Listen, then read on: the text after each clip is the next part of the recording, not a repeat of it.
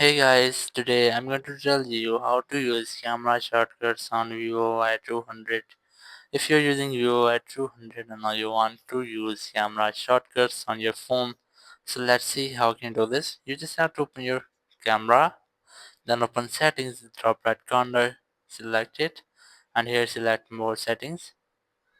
And now you just have to enable this setting first, which is quick action for camera. Just enable it and then read the description, which is double press the volume down button to launch camera when the screen is off. This is not available during muted or playback or when the IR sensor is blocked.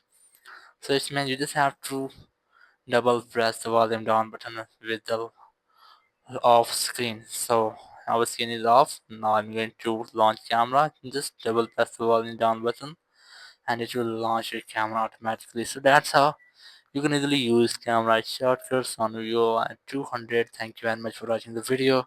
Until next video, bye bye.